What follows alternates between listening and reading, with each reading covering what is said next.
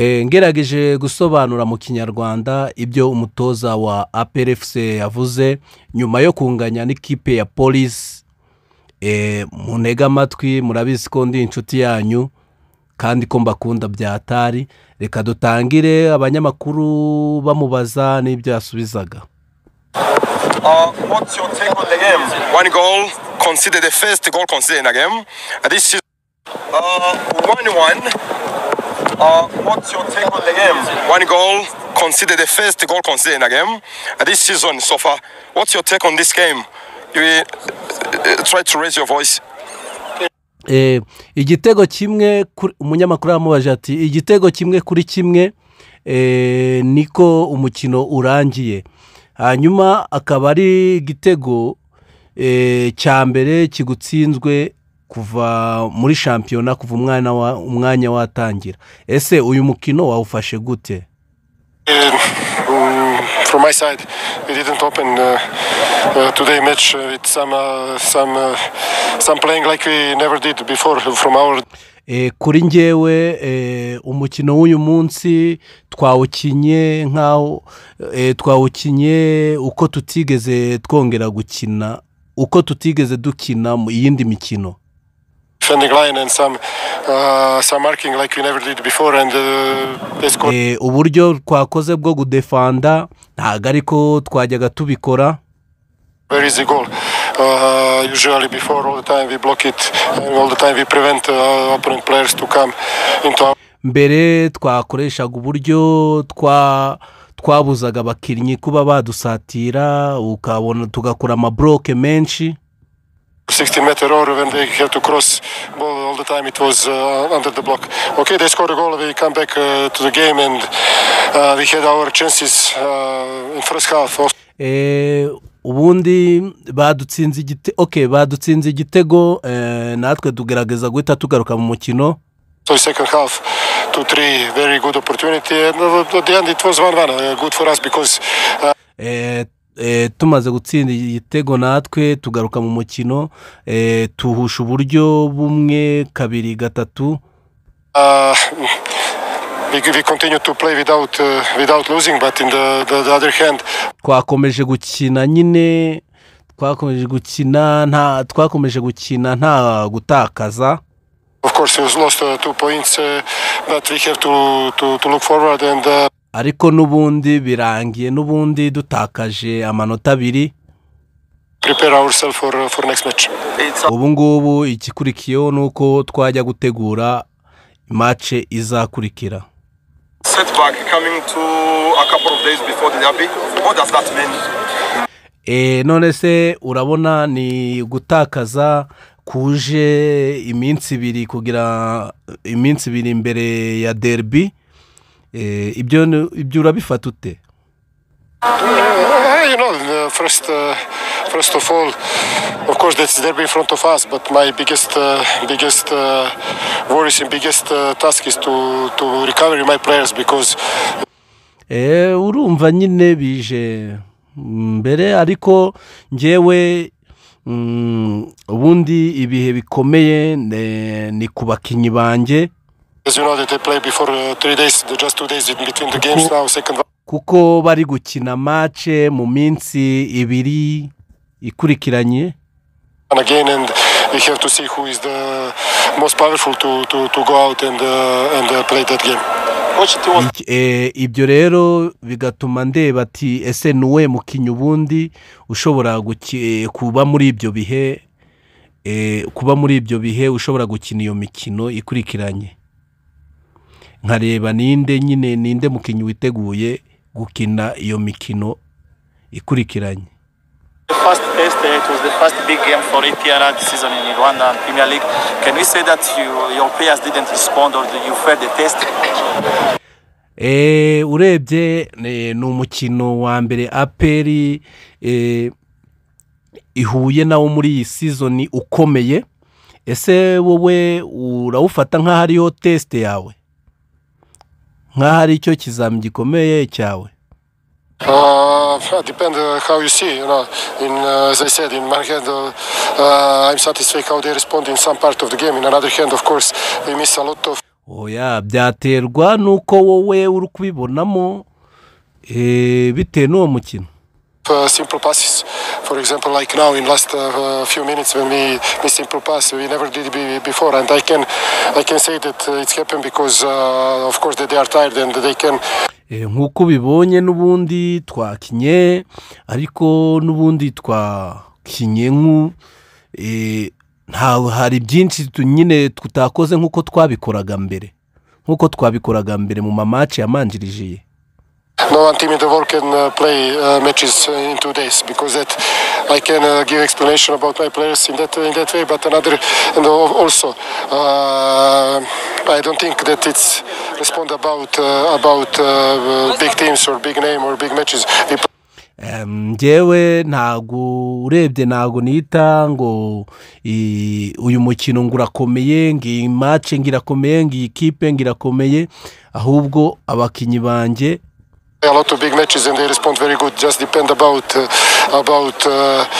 moment in where we are in this moment. Ahubwo njyewe icyo nitaho ni ntago nita kuri ibyo by'amakipe ahubwo icyo nitaho ni what was the idea of playing? Sorry gato. And give explanation about my players in that way, but another and also I don't think that it's respond about big teams or big name or big matches. We play a lot of big matches and they respond very good. Just depend about moment in where we are in this moment.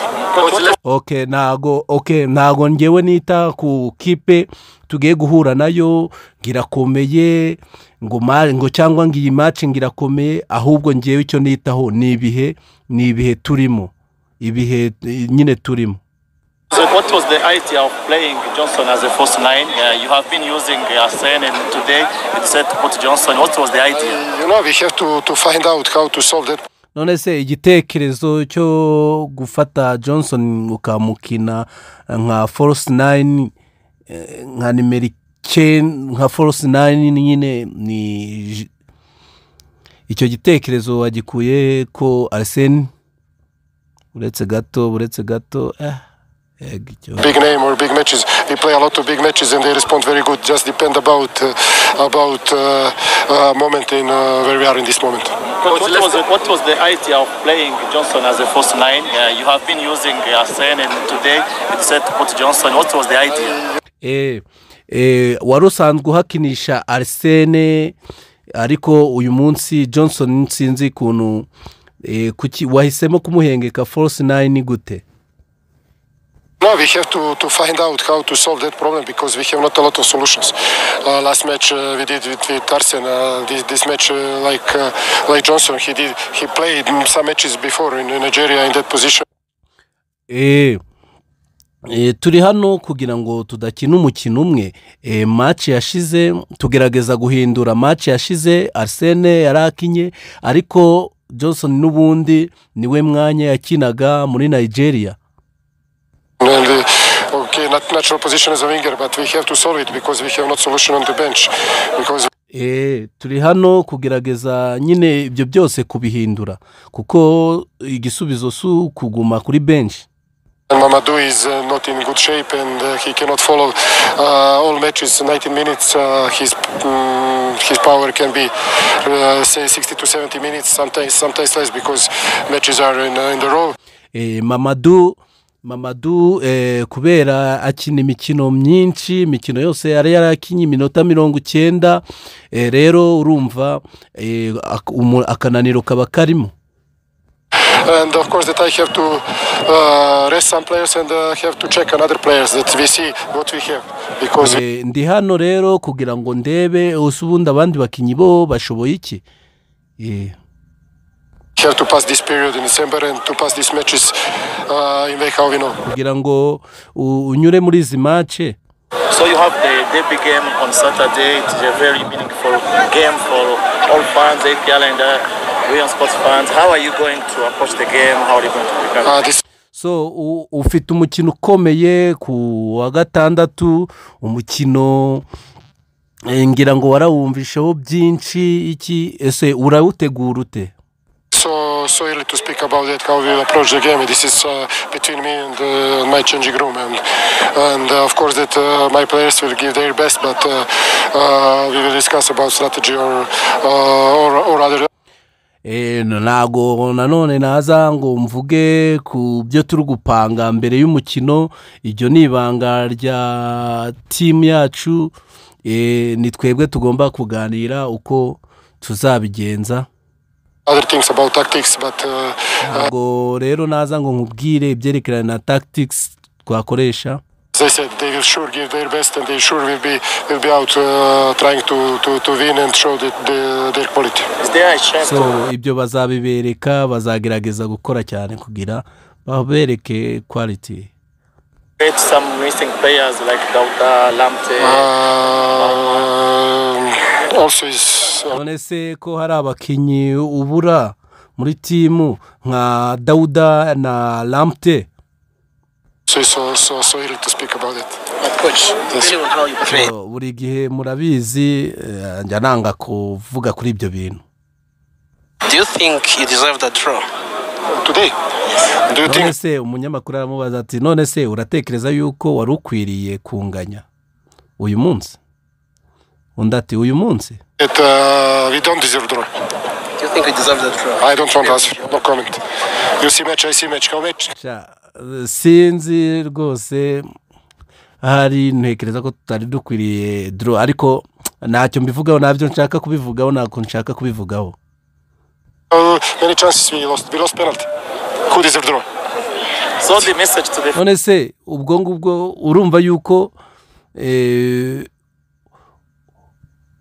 urumva nahusha penalty narangiza nkavuga ati nani nkwiriye draw? fans ahead of the derby. No, as I said in the previous question, that sure players will be ready and give best. As you know that this match. Ariko ibyo uyu aramubajije asi kuri derby urayifata gute? Aramubaza, undi aramusubiza ati ariko ibyo ngibyo nabivuzeho mbere. Match they will play for sure with high emotion. Twebwe tuzerekana ubumenyi bwacu, twerekane umupira wacu and high confidence.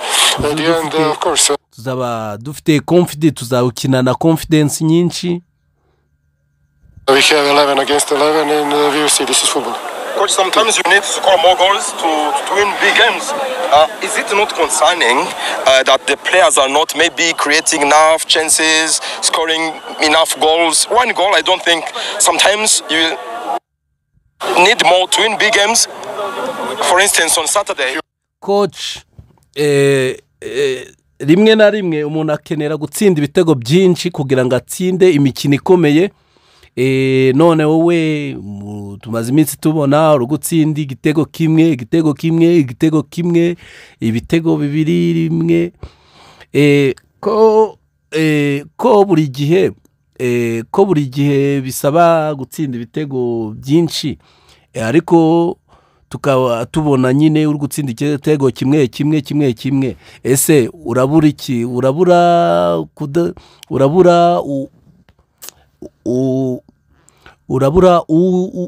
urema ibitego. If you saw all our matches in the past, you can count our chances, and just what we miss is goals. All matches we have to score between 4 to 5, 6 or 7 goals. Even today you had Mamadou alone in 5 meters, he missed the ball. You have penalty. You have Olivier alone in front of goalkeeper, and they missed. Mujya mubibona yuko tujya ture mu buryo bwinshi bushobora kuvamo igitego 4, 5, 6. Nk'urugero reba ibitego byose twahije, urebe nka Mamadou, urebe penalty biki byose yahushije. Yes, and what to do? Of course that we have to score. They have to score, and turi hano n'ubundi tuba turi hano kugira ngo dutsinde ibitego, tuba tugomba gutsinda gushaka ibitego.